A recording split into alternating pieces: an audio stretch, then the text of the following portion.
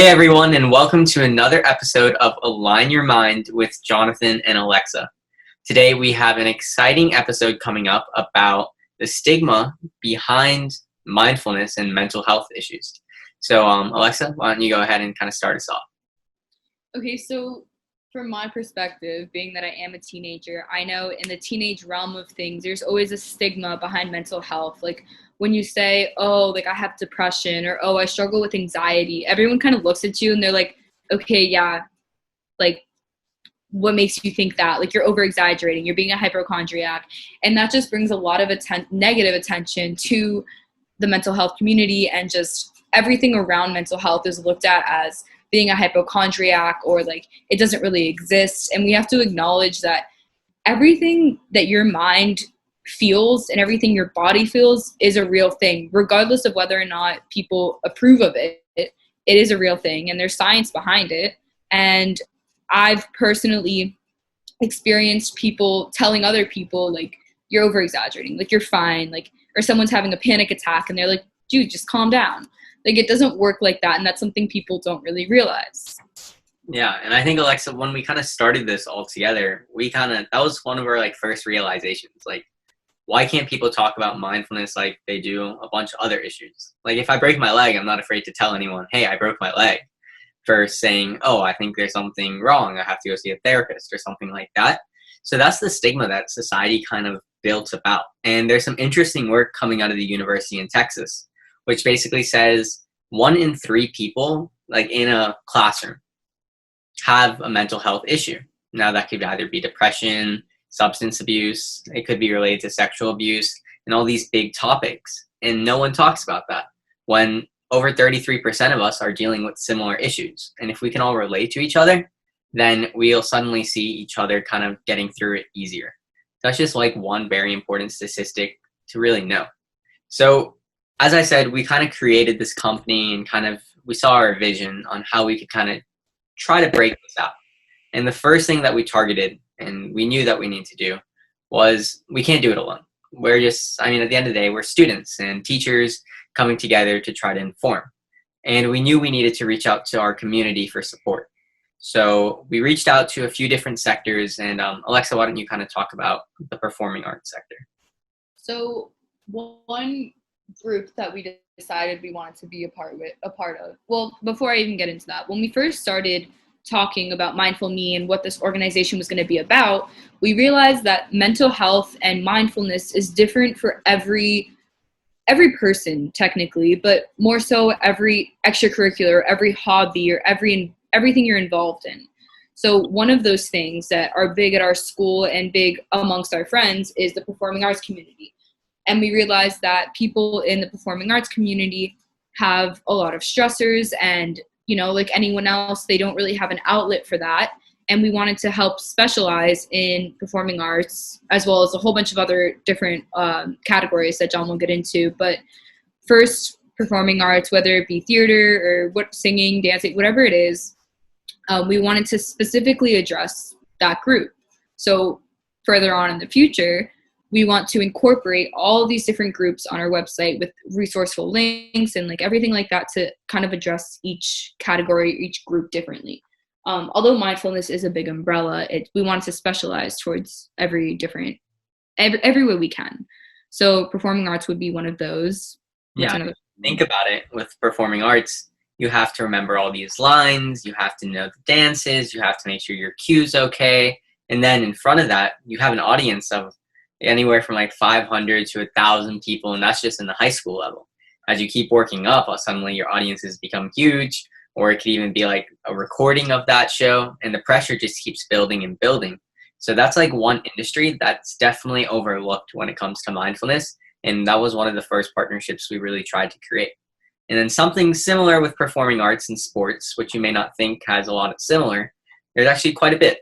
And one of the things is the audience size. So as an athlete, these athletes play in front of stadiums that can range anywhere from 20,000 for some MLS stadiums all the way to 100,000 plus when you're talking about football, college football, and stuff like that. And that's stressful. 100,000 people kind of watching your every move, the media kind of shifting their attention to you guys. it could be a stressful situation. So we kind of wanted to reach out to some of the sport leagues, especially in our community. And we've had successful contact, kind of initiating a conversation around mindfulness, which is the first step, and how we could kind of partner in the future. And it's interesting because not a lot of these sporting organizations have a mindfulness sector. They just kind of say, oh yeah, our athletes get through with it and our athletes kind of get around it. But at the end of the day, we see a lot of stories of athletes kind of having their life turned around. I'm a huge Pittsburgh Steelers fan. And if you asked me 5 years ago, I would have said Antonio Brown's the best player in the league.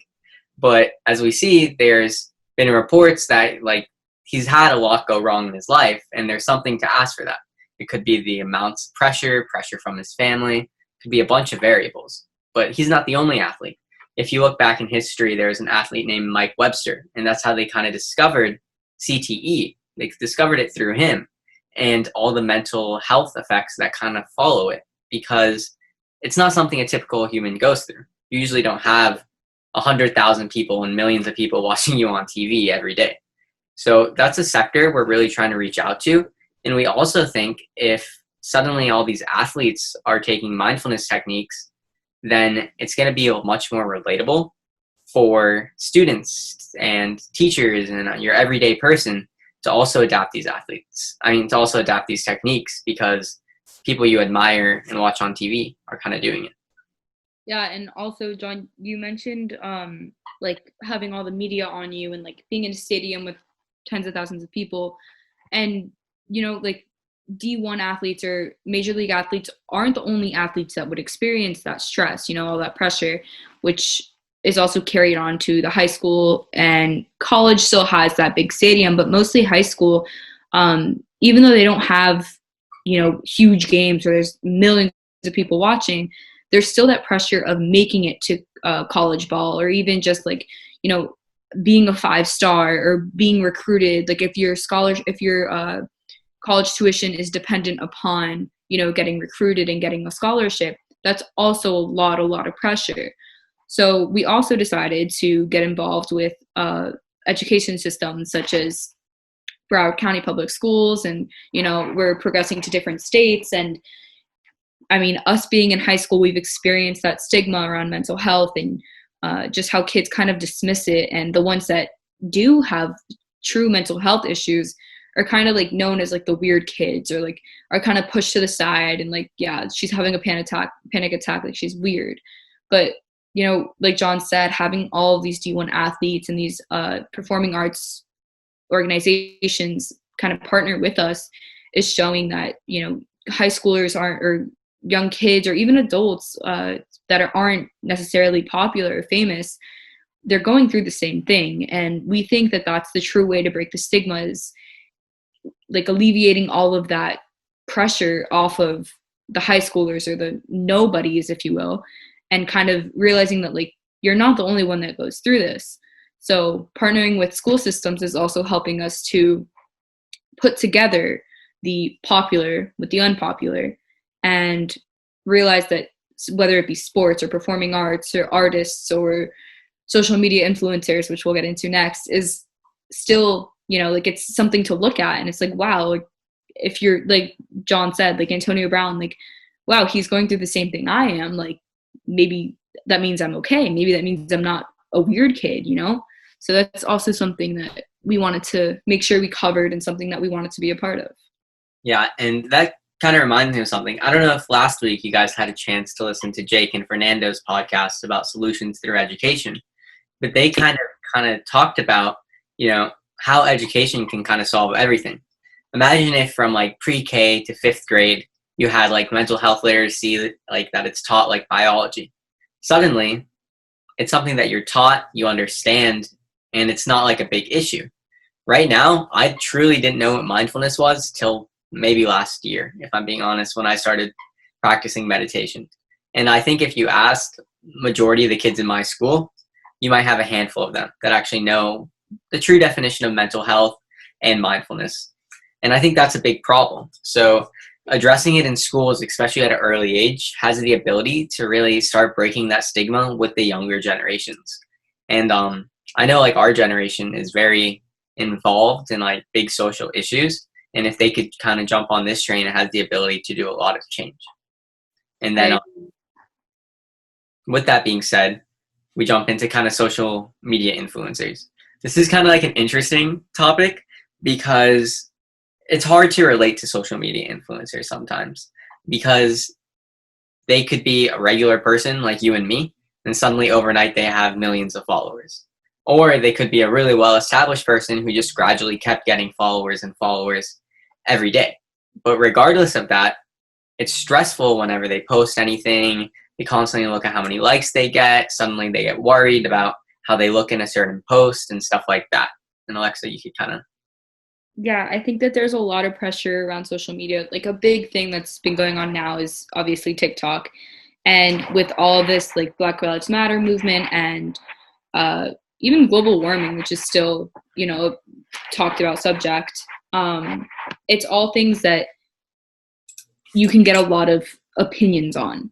So let's say you're, you know, making a TikTok about Black Lives Matter, and this All Lives Matter person is coming at you saying, okay, well, it's not just Black lives, whatever they have to say. And it's a lot of pressure on you to try and defend yourself.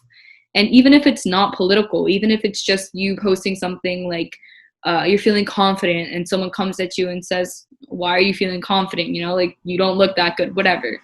It's something that really messes with your mind. And, you know, people tend to push that aside and just like, okay, I can deal with this. But it builds up over time, whether it's on TikTok or Instagram or Twitter or whatever it is. And these social media influencers have very recently, which is kind of sad, very recently have been talking about mindfulness. When this, obviously mindfulness has been a thing for ages now, but it's only being brought to social media's attention in the past year or so. And these social media influencers, which we're trying to partner with, can bring attention to mindfulness and, you know, taking a minute out of your day to meditate, like John and I have been preaching. And it's just, it's something that, again, breaks the stigma. Someone like Addison Rae on TikTok with all these followers, and if her followers see something saying, take a minute out of your day to meditate, and they're like, okay, well, if this girl I really like, I really enjoy watching is saying this, like maybe I'll try it one time, even if it doesn't do anything, like I guess I can try it. And then over time, they see it making a change and they start doing it more and more, and they get involved with organizations such as Mindful Me. It can really make a difference in their life. So again, it's all about breaking the stigma and bringing attention to something like this, which is really, really important and can make a huge difference in your life. Yeah. One thing I'm really excited about is our school district, which is Broward County Public Schools, recently implemented a rule where all schools, elementary, middle schools, and high schools have to spend have to spend 10 minutes a day on mindfulness things. So that's deep breathing, guided meditation, stuff like that. And Mindful Me is facilitating some of them throughout the district, which we're excited about. But that's going to really help break the stigma. Imagine if you start pre-K, you're spending 10 minutes of mindfulness, and you have to go through the rest of your high school, middle school, and elementary school practicing mindfulness. Suddenly, whenever someone says, I have a mental health issue, you're going to be able to relate because it probably helped you one day or another whenever you were extremely overwhelmed or stressed. And I think that's one of the big things with that. Speaking from personal experience, and I know a lot of other Mindful Me team members have had the same experience during like dealing with something not necessarily traumatic, but something in your early childhood that kind of brought you into mindfulness. Speaking from personal perspective, when I was younger, going through, you know, things with my family, like a divorce or, you know, just anything that kind of takes a toll on your life or something that changes your life, there's always ways to deal with that. And usually it's dealt with negatively until you get the help that you truly need. And for me, I only got that help when I was probably 8, and my parents got divorced when I was 6. So for those 2 years, it was really hard on me, and I didn't know what to do about it until I got to elementary school, and I got to, I think it was 3rd or 4th grade, and my teacher was like, look, there's ways to deal with this. And only then is when I went to go see a therapist, and I learned about my safe space, which is, you know, all about meditation and like where you can go when you're feeling that anxiety and that pressure. And just when there's everything going on in your life, there's always a place you can go to feel that sense of being and feel like there's peace surrounding you. For sure. That's definitely a good point. I guess to kind of segue into something that we've been planning is we think the most important thing between all these topics, performing arts, sports, schools, D1 athletes, social media influencers, and etc., is it doesn't mean anything if we create these partnerships without educating. And obviously, due to the pandemic, there's been setbacks in how you can really educate. School districts and governors and presidents are debating all over the world on how schools should reopen because they know it's important. Because education, at the end of the day, is the most important fundamental thing. But we try to educate upon mindfulness, upon mental health, breaking the stigma, and everything in between. And we didn't know how we could really do it. So Alexa, Fernando, Jake, Mr. Katz, Sierra, and I, we all kind of sat on a call and we were wondering what the heck we can do. And we kind of got to the topic of, you know what, why don't we just host a virtual summit? And we wanted quality over quantity because at the end of the day, we wanted to make sure the people that are signing up really want to do it and really kind of want to be involved. Right. So we carefully went through ways to break the stigma and people specifically to break the stigma. And as we mentioned before, one of our focus points or one of our groups that we're focusing on is going to be sports. So as you guys have probably heard by now, our virtual summit is August 1st.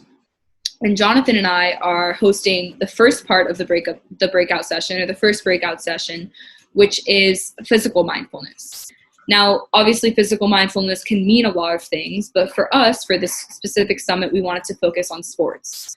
So, you know, with all the partnerships that are going to come in the future, we wanted to focus on kids or students that we can personally relate to.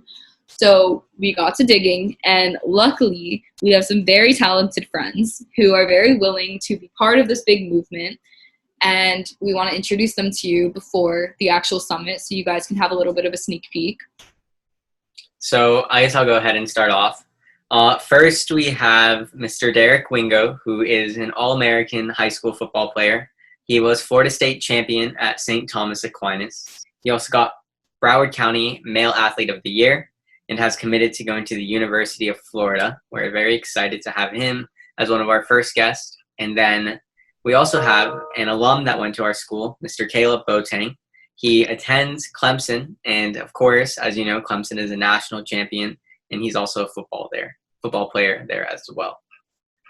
Then there is Callie Knavel, who is a Harvard Division I football player, and he's also a 5-star player, and we're excited about that.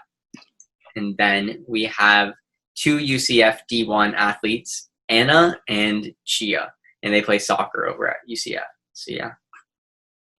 So yeah, luckily we have these talented friends who also have experienced ways to cope with, pre-game stress and the pressures of being recruited. Like Jonathan said, Caleb plays for Clemson and Derek plays for UF, so obviously they had to have been recruited, and this process is obviously very strenuous, and it's obviously something that takes a toll on you if you don't deal with it the right way. So in the first part of the breakout session, Jonathan and I will be interviewing all of these players, and they're going to share a little bit about their experience and how they dealt with it. And it's just going to be a big talk about how to deal with pressures, sports or not. And that's on August 1st. So if you haven't already signed up, you can visit us on our Instagram page at Mindful Me Inc. And if you click on the stories, or I think it's even in our bio, the link in our bio, you can press that, write your name, and just press book, and you're all set for August 1st. So hopefully we'll see you guys all there, so you guys can be a part of this and help us break the stigma. Yeah, one of my favorite things is I remember when we were talking to one of the athletes, they're like, I don't really know how well I practice mindfulness. And then we were like, so what exactly do you do before a game? And then they just started listing all these things that were directly relating to mindfulness, which is what their coaches teach them. So that's just something that's really cool, as sometimes you don't exactly know when you're implementing mindfulness techniques. And once you're educated about them, you'll be able to execute them at a much higher rate. So yeah. Yeah, that goes for everyone, like athlete or not. You do things throughout your day that you wouldn't necessarily consider being mindful, but they really are. Even if it's literally taking a second to close your eyes and breathe when you get stressed, like that is mindfulness, that is practicing mindfulness, and that's a positive way to deal with stress, which is all we're preaching. Yeah, for sure. Alexa said that we're the first breakout session, so I guess I'll tell you guys about the second breakout session. We have a very fun second breakout session, which is live coming to you guys, and that is essentially a grounding and meditation breakout session, so you guys can really learn the fundamentals on how to de-stress. And we have mindfulness practitioner and teacher, Mr. Daniel Katz, who helped founded Mindful Me. We have actor Thomas Schull, and then we have mindfulness practitioner and licensed therapist Sierra. So we're really excited about that lineup. We know that there's an ability to teach a lot and to really for all of us to improve what we're doing so we get the maximum benefit. So yeah, and then Alexa, why don't you talk about our amazing keynote speaker that we were able to sign on? So our keynote speaker is going to be Miss Meier Rubin. She is a published author, and she also has her own community about gratitude and spreading awareness about positive affirmations and just ways to go through life being positive. Pause it here. What's her book name? Living in Gratitude Today, or Living in what? Global motivation speaker and founder of Living in Gratitude Today. She is a global motivational speaker and founder of Living in Gratitude Today. She will be, as John said, our keynote speaker. And she will also be posting that on all of her social media. So if you're coming here from Miss Meier Rubin, thank you for joining. And we hope to see you at the summit as well. And it's just going to be a big community, y'all, talking about mindfulness and ways to deal with life in a positive way. Yeah, and then one thing I'm really excited about, which I think might be my most favorite part, is the live Q&A. When you guys have the opportunity to ask us questions, we could kind of interact with you guys through the chat box. And we have a really good lineup for that too, at least I think. There's all of our Mindful Me board members. So that includes me, Alexa, Fernando, Jake, Mr. Katz, Thomas, and Sierra.